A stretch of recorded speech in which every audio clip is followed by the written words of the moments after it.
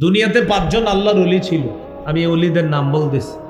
একজনের নাম অদ্দুন, আরেকজনের নাম সুয়াউন, আরেকজনের নাম ইয়াগুস, আরেকজনের নাম ইয়াউব, আরেকজনের নাম নাসরুন।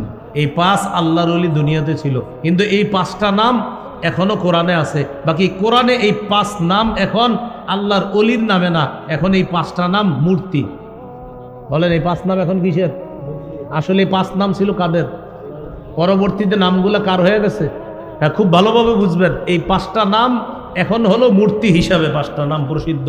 আসলে 5 নাম ছিল কাদের? 5 জন আল্লাহর ওলি।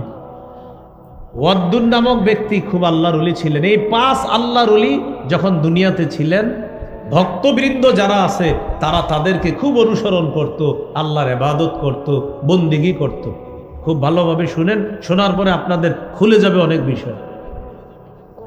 এই 5 আল্লাহর ওলি মারা গেছে। মারা যাওয়ার পর ভক্তরা এখন আগের মতো ইবাদত করে মজা পায় না। ইবলিস মানুষের রূপ ধরে তাদের কাছে আসছে। মন খারাপ তোমাদের? হ্যাঁ, কেন? আল্লাহর ওলিরা ছিল দুনিয়াতে, এখন আর ইবাদত করতে মজা পাই না। আগে মজা পাইতাম, তাদের সাথে ইবাদত করতাম, এখনো ইবাদত করি, কিন্তু আগের মতো মজা পাই না। ইবলিস তাদেরকে একটা বুদ্ধি দিল। তখন ইবলিস মানুষের রূপ ধারণ করতো সহজ। আমি তোমাদের এই 5 জন আল্লাহর ওলির 5টা প্রতিমূর্তি বানায়া দিই। 5টা প্রতিমূর্তি বানায়া দিই। তাদের চেহারাগুলো তোমাদের ঘরে ঘরে রাখবা। ওয়াদ্দুন নামক আল্লাহর ওলি যেখানে বসতো ওখানে একটা প্রতিমূর্তি তার চেহারাটা রেখে দিবা। সুয়াউন নামক আল্লাহর ওলি যেখানে বসতো তার যে আকৃতিটা তোমাদেরকে দিব, তার আকৃতিটা ওই সুয়া নামক আল্লাহর ওলির জায়গায় রেখে দিবা। এইভাবে 5 আল্লাহর ওলির 5টা আকৃতি দিব। আকৃতিগুলা তাদের ইবাদত খানায় রেখে দিবা। তারা যেখানে বসে বসে ইবাদত করত। মানুষ বিষয়টা সহজে নিস। ইবলিস মাটির 5টা প্রতিমূর্তি তৈরি করে দিস। তৈরি করে দেওয়ার পর ওই 5 আল্লাহর ওলি 5 জনের জায়গায় 5টা বসায় দিস। এখন এই মানুষগুলো আল্লাহর ইবাদত করে, কিন্তু এদেরকে দেখে তাদের ভালো লাগে, এদের ইবাদত করে না। কিন্তু ওই 5 জন মূর্তি যে আকৃতি তাদের ইবাদত করে না। বলেন ইবাদত করে কার?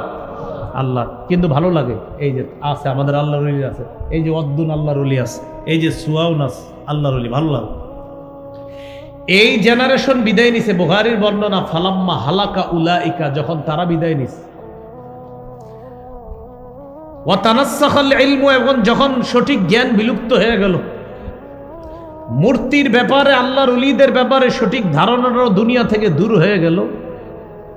পরবর্তী জেনারেশন দুনিয়াতে আসছে, আসার পর ইবাদত করে, কিন্তু আগের মতো ইবাদত করে না, ভালো লাগে না। ইবলিস তাদের কাছে আসছে, কি ব্যাপার? বা আমাদের আব্বা বাপদাদা যারা ছিল তারা 5 জন আল্লাহর ওলি, তাদেরকে দেখে ইবাদত করত, আমরাও তাদেরকে দেখে ইবাদত করি, কিন্তু ভালো লাগে না, মজা পাইতেছি না।